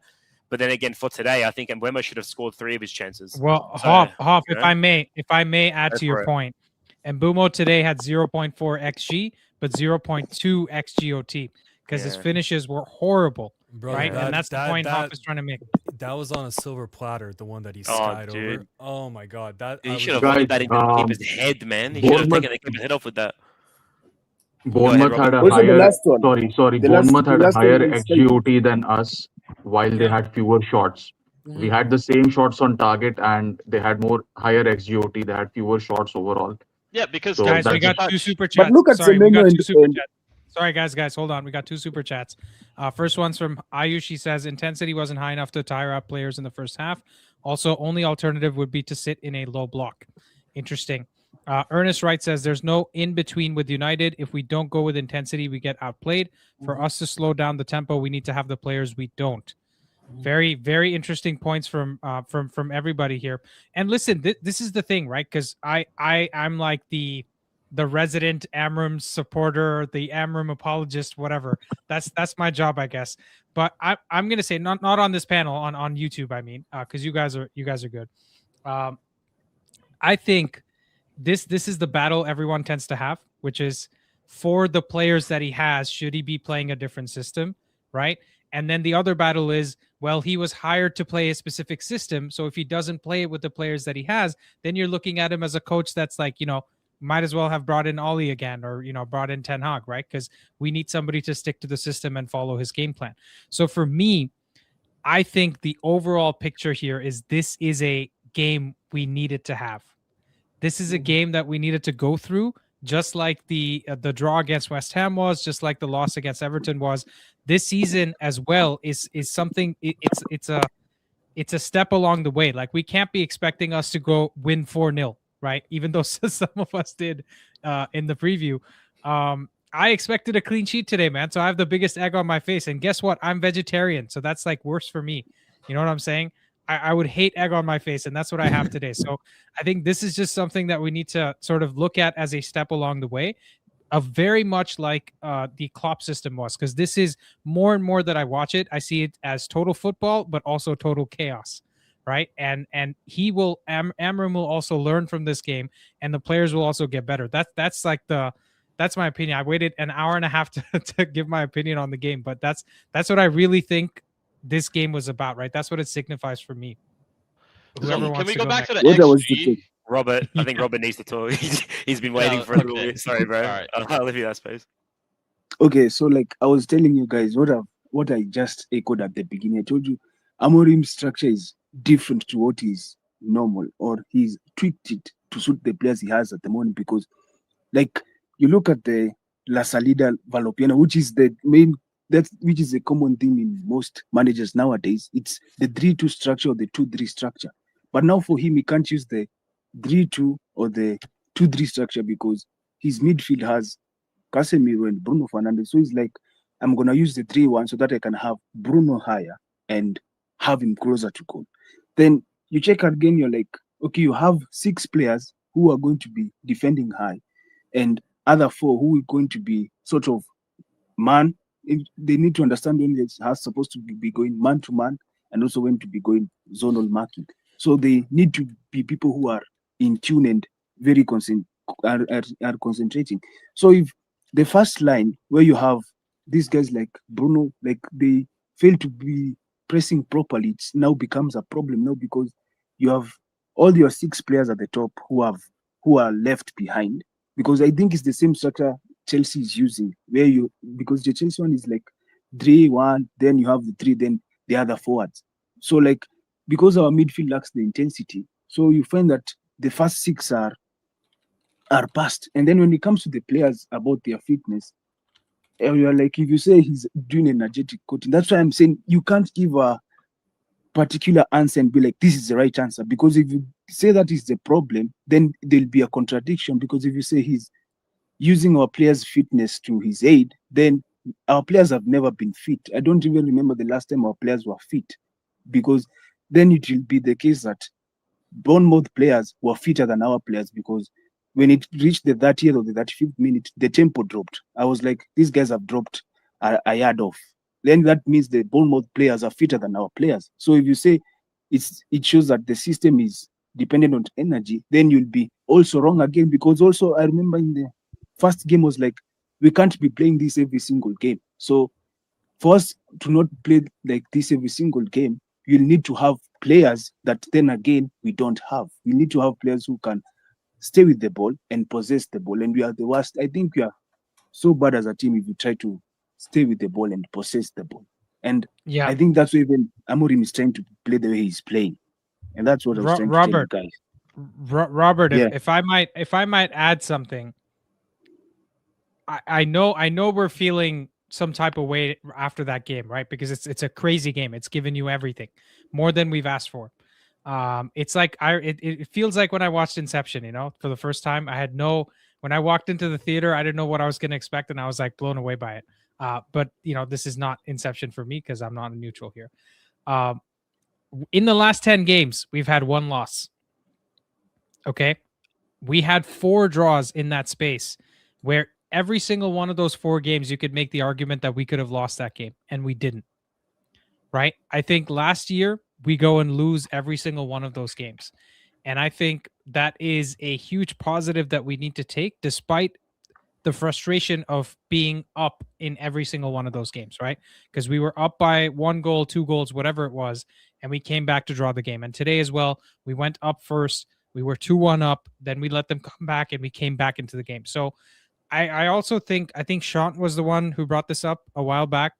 We have to look at the mentality of these players and be happy for what we saw today, because that's not something that we see every day.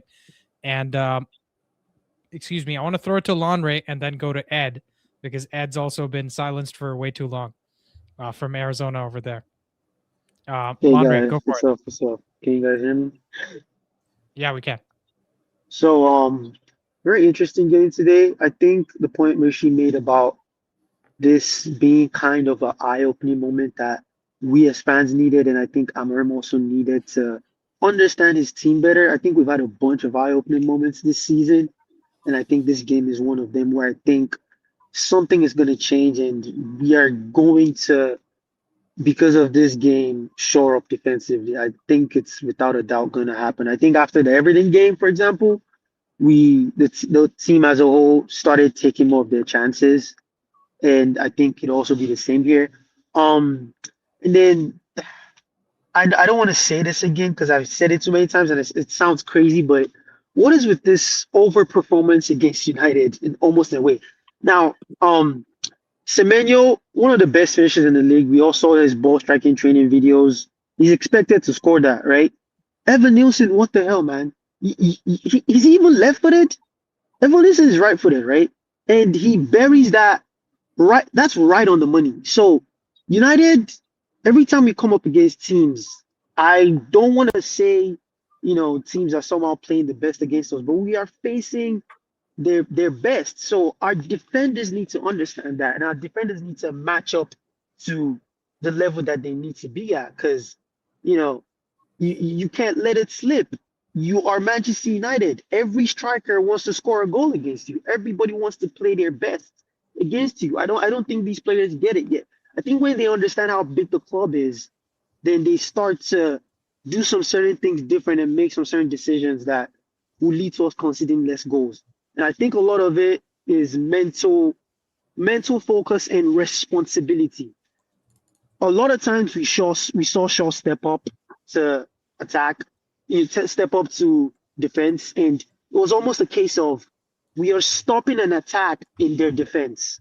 I think we lost that when Shaw lost his energy and nobody else was doing that. That's why in the Discord I was not happy with Euro at all. Because I feel if Maz had started that game, I think we probably concede at least maybe one less goal if Maz had started that game. Because he has that intensity, he has that mental sharpness. He's not faster than Euro. It's not about speed. It's about how quick can you think, how quick can you spot that danger, step up and prevent it before it happens. The problem with this team is if we cannot do the thing this formation is supposed to do, which is prevent the goal way before it happens, then because we lack the personnel in midfield, we become so open and players have the space to think, time to think, and it becomes down to can the individual play 100%. For example, we didn't do what we needed to do for that left winger's run, who was magnificent, by the way. And Kupi ended up scoring, even though Martinez 100% should have blocked that shot. All he needed to do was slide in front of Kupi. He wasn't physically there. And then also, I don't think Cameroon was outcoached at all. I think that's even crazy that we're talking about it. I think, if anything, Uraiola was outcoached, and then Amorim had to make changes in the game to ensure that this didn't go down south real quick. He's a good coach. He made some good changes. But I think the most important change we're overlooking is Semenyo moving over to the right. If Semenyo had stayed on the left, I think we would have had way more chances in the first half even. So that simple swap of Semenyo moving over to the right, and that other guy coming over to the left, I think it changed a lot for Bournemouth, both in attack and defense. And I think maybe Amorim should have done something crazy, like also move Ahmad over there. He'd be like, no, Semenyo, you're running away from marking Ahmad. Ahmad, go over there and also skin him on that side. Something, crazy like that. But I said a lot. I would like you guys to dwell on my last point a bit more, if you guys could want to say. Yeah, we'll let Ed go. Ed, if you wanna respond to that. Also, I started a new poll on the chat there whether the Semenyo red card should have been a red card, because listen, if that becomes a red, this is a completely different game.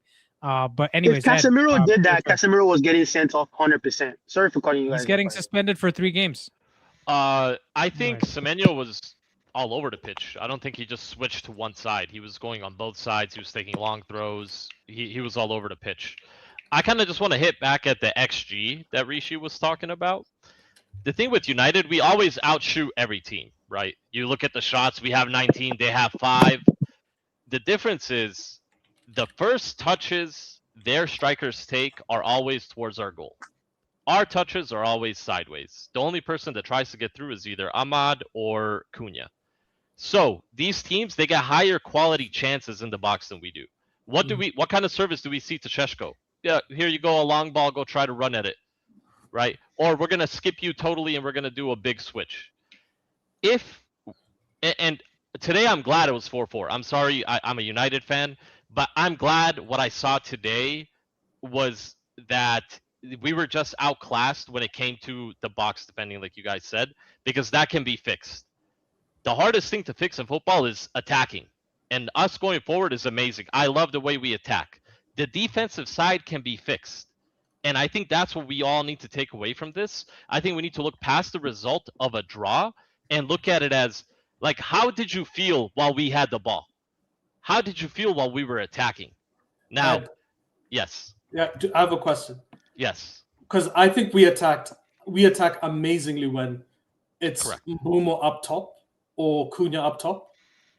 When Sheshko comes in, as much as Sheshko I think is a better finisher and would have scored one of the chances that Mbeumo had, I feel like he doesn't create the same amount of runs. Like he doesn't, the fluidity of his runs and the same as Mbeumo and Cunha. But look Yeah. how much he drops in, though. Every time Sesko comes in, he's expected to get that ball from Lamens and bring it down while the 2 10s overlap him. Every time, if you look at it. He's never just leading the line. They never just have him up there trying to make a run or something like that. And when he does, they miss him.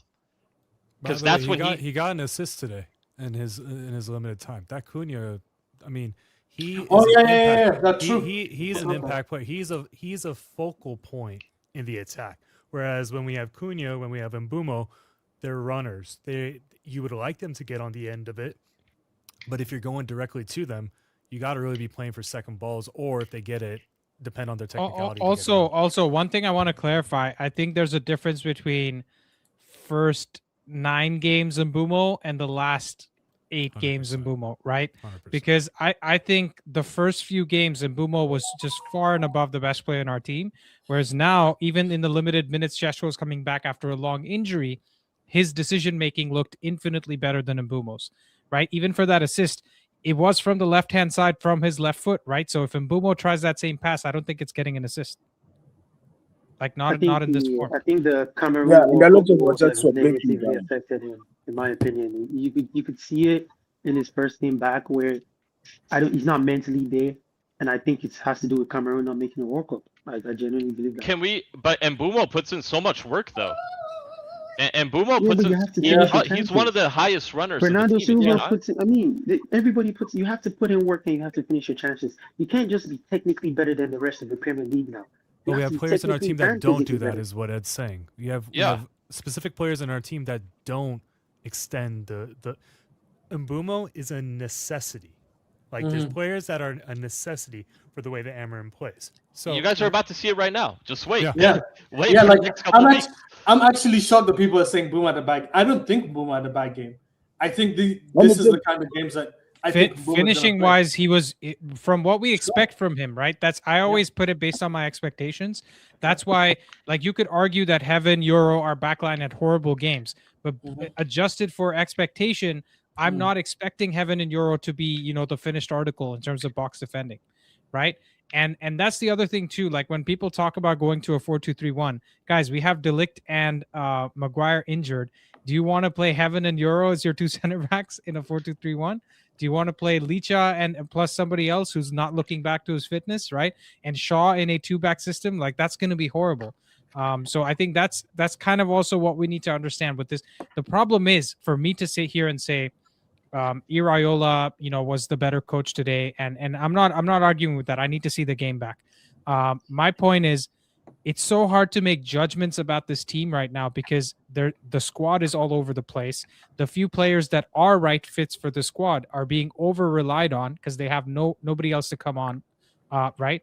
And I think there's a stat in basketball called value over replacement, right? I think Mbumo's value over replacement must be through the roof because we don't have anybody that can come play that position.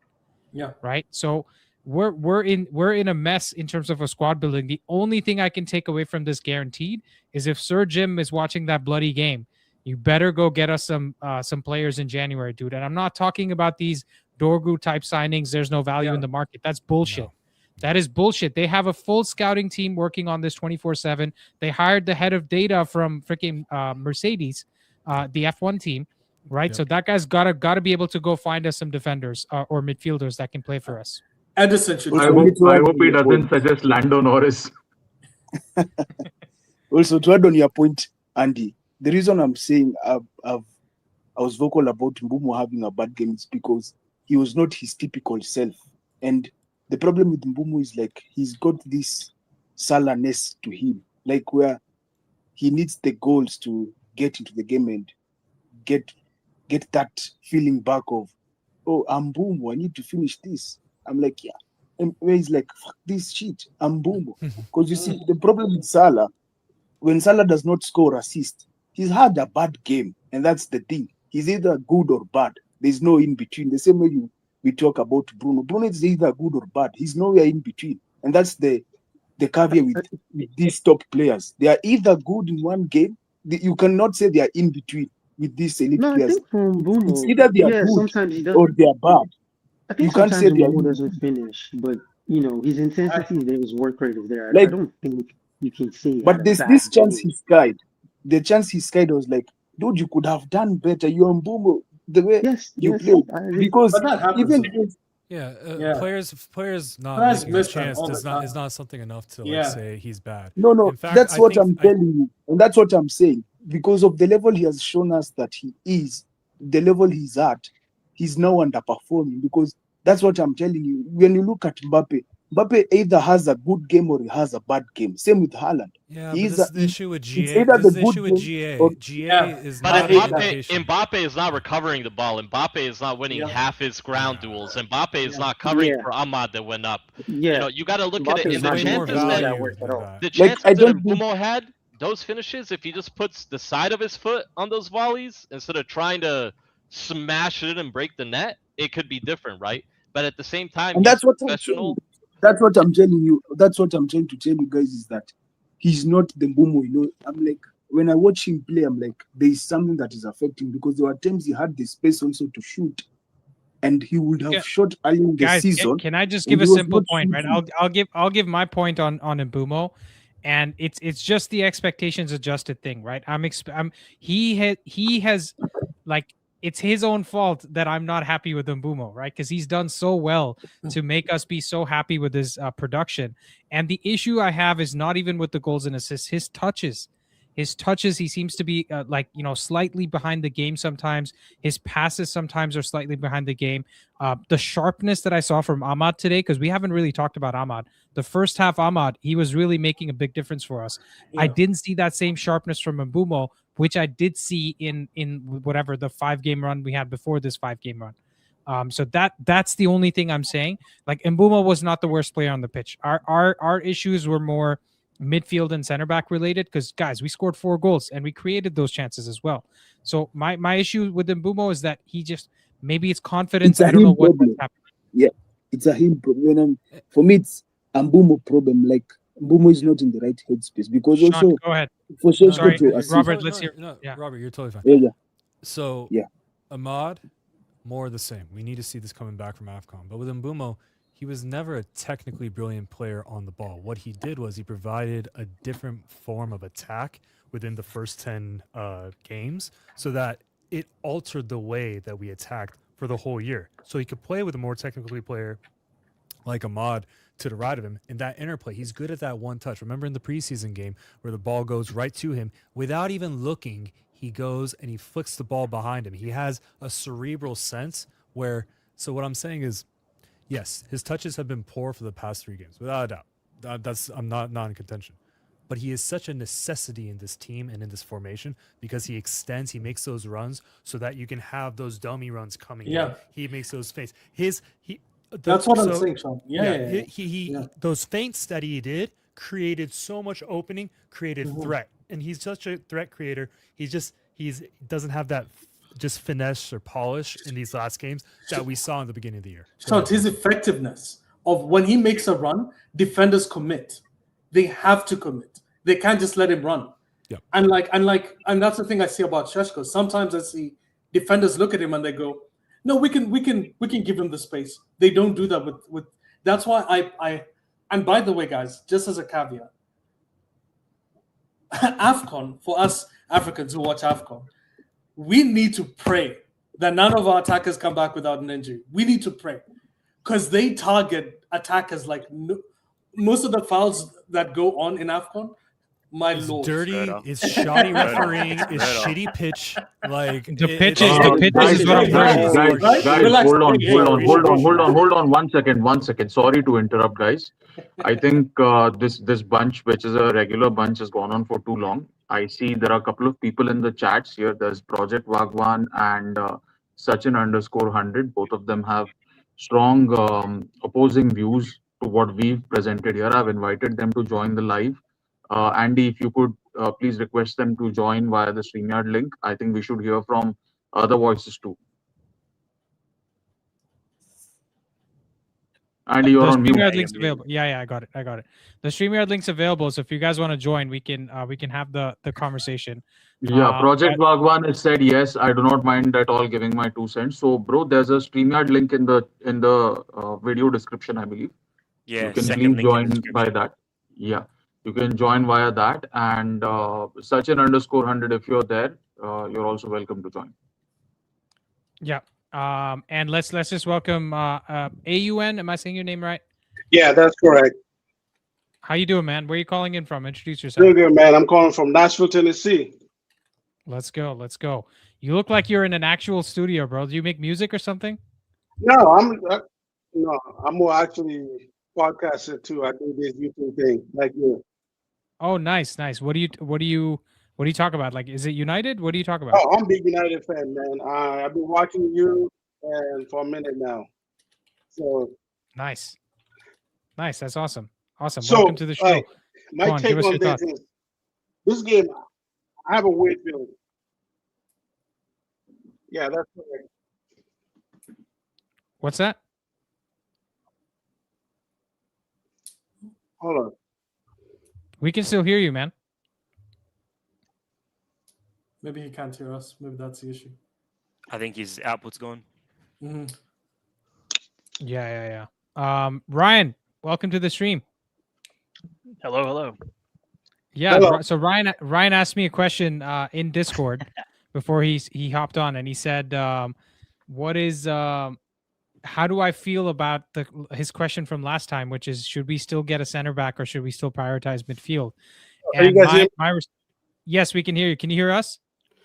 So I was saying, like, when it comes to United, this game was weird because you could easily see the worst, the bad, and the ugly of our team all at once. And mainly, like, people have been talking about players specifically and talking about like Kobe Mainu and all of that. But today wasn't Kobe Mainu's fault. When he came in, the space became on the wing, on the behind our fullback, not in the middle. Like the first 3 goals were directly in the middle. I was losing the runners in the middle. But like the second goals is combination of 2 things. Like Martinez not being like sharp enough coming back from injury. If that Martinez from previous, he take that ball from the guy, but he wasn't fully sharp enough to be able to do that. But the issue in this team is probably going to be midfield. And I don't know if there's a midfielder out there in the market that can actually fix it, because the gap we leave there is going to need prime N'Golo Kante in order to solve it. Unless we completely change our system to something else, the midfield is probably going to be issue in the Premier League. And that's my biggest issue with this whole system. Not that it cannot work in the Premier League like some people are saying it. It's just that midfield needed a different way to be solved, because it's not going to be able to be solved simply by buying a better player than Casemiro, because I don't think there's a player like N'Golo Kante in the market right now. Mm-hmm. Yeah, that's interesting opinion. AUN, if I'm saying your name right. For me, I think there are so many problems with the personnel in the squad right now that it's hard to say that, just getting a midfielder is going to fix it, right? Even if we played a different system, even if we played a 4-2-3-1, we'd see some of the same issues that you're referring to. So I think there were at least 3 or 4 positions to be fixed before we could start judging and saying the system is this, the system is that. The problem is also that across the board, we are not used to watching 3 at the back systems a lot, right? What have we seen? We saw Antonio Conte win with 3 at the back. We saw Tuchel win the Champions League with 3 at the back. If you watch Serie A a lot, you get exposure to more 3 at the back systems, but in the Premier League, 3 at the back is fairly rare. But look the difference is how they set up the midfield. So N'Golo, like Kante, when he won the league, he had Prime Matic in there who can cover all the spaces. Is the closest, and he also had N'Golo Kante. I think that was so that's what I'm saying. Like, unless you have, yeah, but he also hold on. On that same line, he also had Victor Moses and Alonso, the 2 best wingbacks in that year. He also had Pedro Hazard and Diego Costa, right? So the other players were also very good in that team. It's not just the midfield.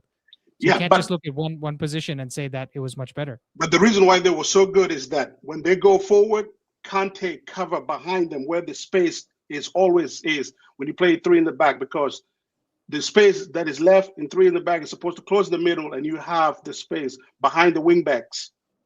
That's where most teams usually attack 3 in the back, is that we're going to put in the space that's being vacated by Ahmad being vacated by Drogo or Dalo. But because Kante was so But the good about goals covering today, that up, but the goals today all came from the middle. They weren't attacking down the wings. The that's We're creation open in came the through the middle as inside well. spaces. that's Yeah. because our system right now has so many weaknesses, and we're trying to cover that, make sure like the fullback are not getting attacked, but our midfield is all completely empty. Yeah. That's why the team AUN, attacking directly. AUN. If you can just clarify, you mean the system has weakness, as in the system is weak, or the players are not the right fit for the system? See, like the way, like I'm saying, the way most coaches set up three in the back is to cover up the weaknesses that they usually have in the fullback areas. But because they've never been that deficiency in the midfield, especially the way they're set up.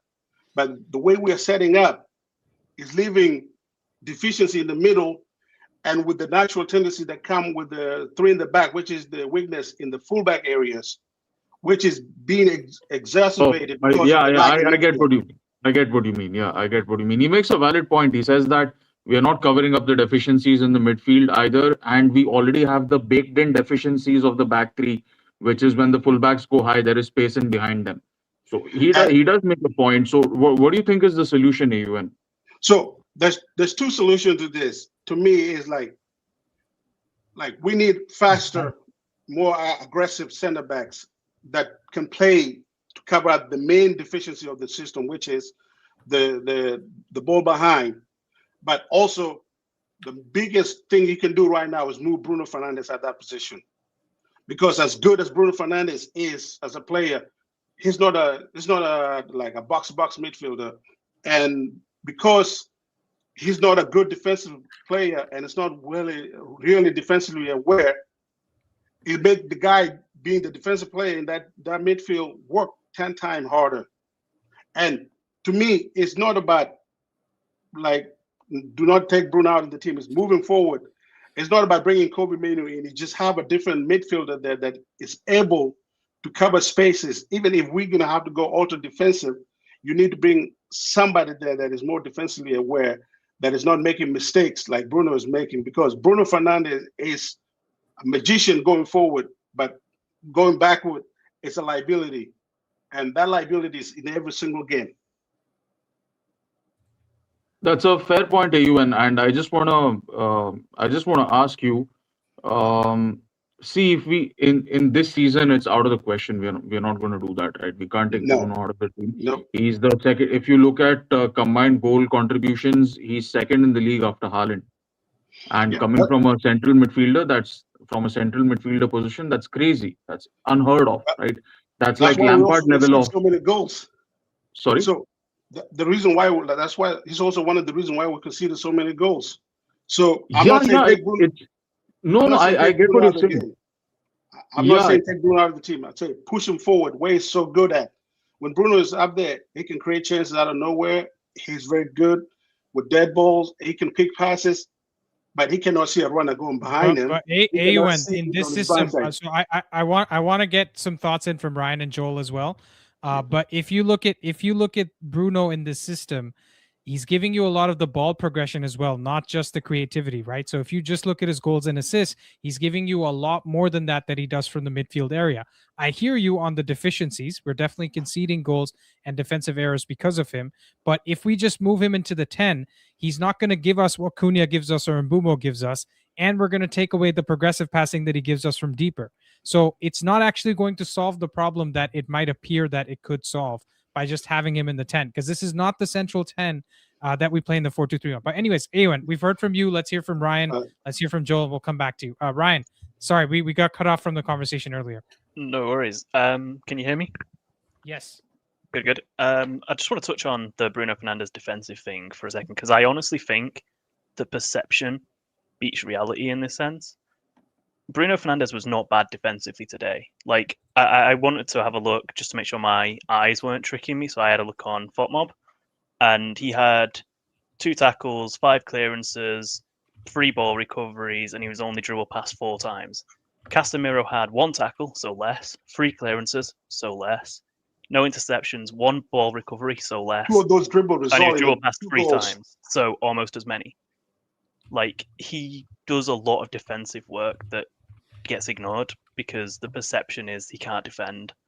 But for me as well, I don't understand this expectation for the midfield to do absolutely everything for us.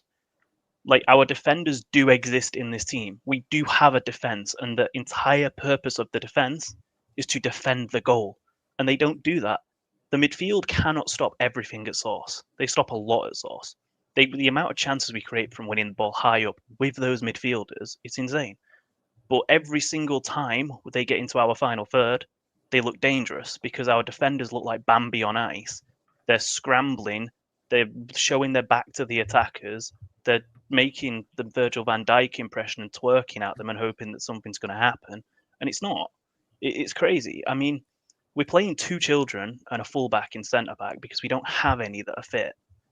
Our best fit centre-back is Martinez, who's just come back off an ACL injury that most people never recover from. De Ligt's injured, who was pretty much holding our defence together with duct tape. Like, he was basically doing the defensive work for all three of them.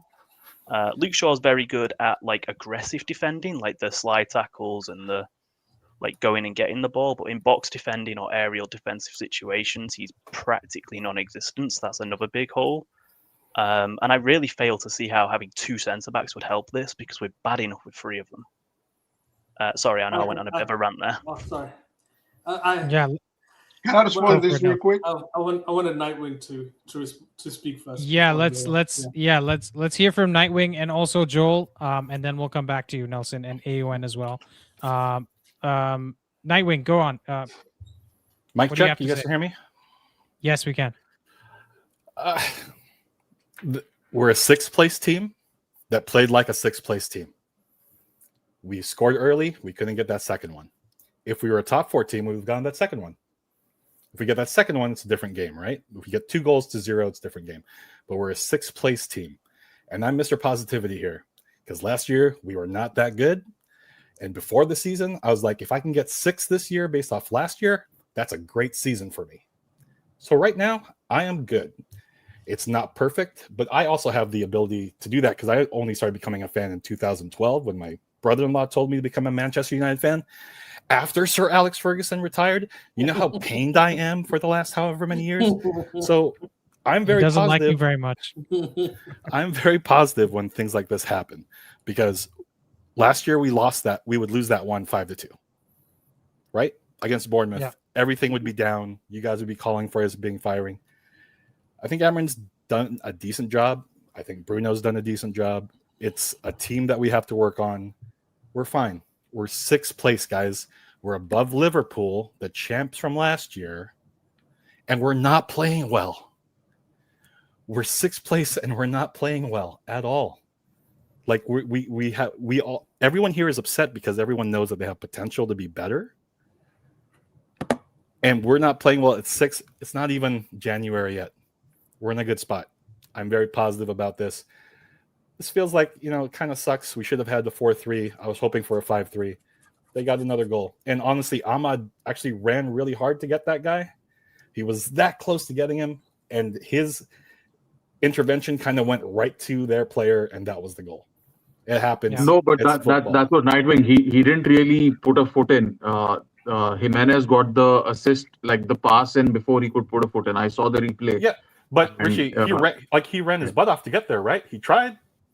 Yeah, right. But what's the guy? Fred used to do this all the 90th time. It's the 80th minute already. He's played the entire game. He's gone back and forth as a right wing back. He scored a goal. I mean, I get tired after watching the first half on the treadmill. He's running his butt off trying to help these. That's the thing I have a problem with. These Nightwing, come guys, on, these that's guys- not a fair comparison, dude. I mean, he's a I'm professional fat and I'm footballer. old, Rishi. Yeah, thanks. Appreciate that. And he's a young guy. My point is, he did all the work to get there, but did not put in the thing he was supposed to do. Like, what did he expect to do after he got all the way there? Rishi, I think the problem is a lot of fans, and this is not you, but everyone thinks they're going to be perfect all the time. I don't need them to be perfect. I just need them to try. And they're trying. I think this team tries really hard. They try way harder than they did last year. They are trying a lot harder than they did for Ten Hag's second half of his second year up to the thing when he got fired. I think Nightwing's. Yeah, I think Nightwing's point is more big picture, and Rishi's talking more specific to this game, right? And I can hear both sides of it because I hear you, man. We're trying. And I said this before, in the last 10 games, we've lost 1 game, we've drawn 4, and we've won 5. Last year, every single one of those draws is a loss. Okay, we have 4 points less than we have right now because we don't fight to get back into those games. I think every single game except for West Ham, we started in the lead, and then we conceded the lead for them to come back and almost win the game, and then we had to come back into the game, right? So those 3 games we would have lost for sure, and West Ham also probably, they just scam a result against us. Also, I don't want to make this about the officiating, but in the West Ham game, there should have been 2 red cards. Today, Semenyo should have been sent off. Casemiro's been sent off for the exact same thing. So I want to see PGMOL come out and apologize and say, you know what? Not only was this a mistake, but we shouldn't have sent Casemiro off 2 years ago because that was some bullshit. But anyways, Joel, how you doing, bro? Yeah, I'm doing good. Yeah, I fully agree with you. I like your positivity. But yeah, like he should have been sent off today, like Semenyo. But then at the same time, we got that free kick, so it kind of equals out because that wasn't a free kick. The Casemiro, but Bruno has to score like goal of the season contender to capitalize on that free kick, whereas the red card gives us more of an advantage. You know? Yeah. And True. same with West Ham. The goal scorer should have been sent off. Wan-Bissaka should have been sent off. There were actually 2 red cards in that game that they didn't. Yeah, true. Yeah, and there should have been like a 10-point deduction on Everton. Yeah. And you know what? I'm actually not surprised that again it happens to us. Like this is a thing. Like if it's a different team, it doesn't happen. Like I feel like we get very unlucky in those red cards and situations because yeah, I've seen it happen so many times. But yeah, it was a very frustrating game, and I feel like I've always I can't remember who said it, but I think someone earlier said like this game really like defines like who we are, and it is. I think like this game, this is who we are. Like we can be really good, but then we're also like very bad at the same time. You know, like we will just have like very ups and downs. Like that's just who we are. Like that's our team, and yeah. So then it's one of these things that if you play your whole season like that, like you're gonna be 6th, 5th, 7th, like somewhere mid-table. Yeah. Like yeah. I mean the difference with last year, I think, is because now we have goal scorers. Like we can score goals now, even though we're still pretty bad defensively. Also, I'm kind of disappointed recent weeks with Euro because he's been like even this game again, like he I thought he was better, but like he seems to be someone that can get bullied like in the air. Like he's not so good in the air, I think. Even on the ground, Joel. Yeah. You know what I've seen from Euro? I'll tell you exactly what I've seen from Euro. You know the tendency of Wan-Bissaka to allow the man an extra yard so that he can go put in the slide tackle. I've seen Euro do the exact same thing, and that's my problem with Euro. And he seems very weak on the first touch. You know, the first time someone comes and bangs into you, instead of like being strong enough to hold that person off, he doesn't use his body. He just falls over. Yeah, Like, he seems like he's too light for some reason. Like he needs to gain some muscles or something because like he's weak, but at the same time I'm very impressed with Aiden Heaven. Even today, like two maybe 2 of the goals could be his fault, but like I'm just disappointed that it's like 2 of their goals are just right in the middle. Just like come on, like where is everyone? And Joel, don't you think with Euro is it seems every time he faces a fast player, which is what I said when this was going to happen, when we brought in Mazraoui specifically for this reason. Yeah. Every time he faces a fast player, he always struggles. It's one of the reasons why I saw they switched Semenyo. I think Ayuan said that, but they switched Semenyo from left side to right side this game, specifically because whenever he comes against tricky wingers and fast wingers, he always plays poorly. And I actually agree with you. I thought Euro had a good game today, but when you look at the overall, he actually was the target. But Nelson, that was the opposite side of Semenyo, right? If Semenyo was on the right, he was up against Shaw. That's what I'm saying. I'm saying the winger that Iraola chose, Jimenez's pace was a constant theme. If you look at the heat maps, they attacked primarily on that side, on the left side.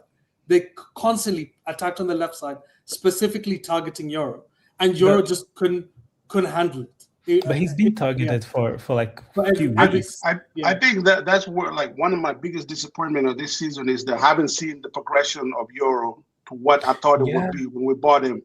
And I think like in that game, his indecisiveness is the one that beat him, because when we bought him, he's one of the quickest center backs in the French league. I think the system and like the confidence is not all there, and all of a sudden he's finding himself in a position he shouldn't be. And when he reacts, the other guy's already gone. This is not like the French league where you got a couple of seconds to react after somebody did something, and he always find himself trailing behind the attackers because of that, not because he actually liked pace, because he's actually real quick. But there's quick in the French league and quick in the Premier League is a completely different ball game. And also, he was also facing strikers as opposed to wingers in the right centre back role. So that's the reason why I actually give him a lot of grace. I do think, one, he's a young player.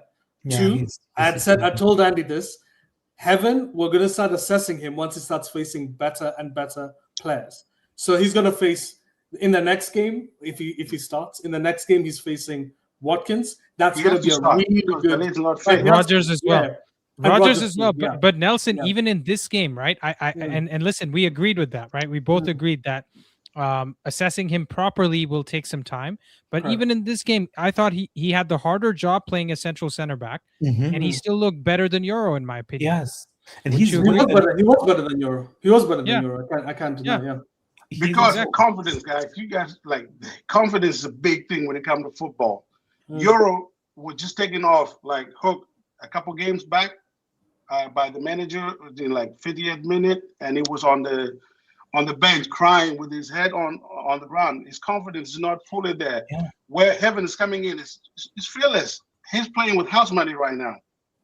But also Evans had to wait a lot longer for his opportunity, whereas Euro's been getting a lot more chance, right? But anyways, whatever it is, I think for me, listen, I think with Euro, he needs to look at himself, because at the end of the day, the stuff he's making mistakes with, it's not really a coaching thing, right? He needs it's an individual defensive thing where he's not being strong enough to go into the thing. And I want to see this. This is something. This goes back to like a very old, antiquated complaint that English players used to have about European players, that they're too soft, right? They're not nasty enough, right? So I think what Euro needs to do is he needs to go leave some elbows in some players. Yes. Okay. Just start the next game. Just go leave an elbow in somebody. You get booked. Fine. You play the game out with the yellow card. That's part of getting experience. I think right now he's too timid. Get in the gym.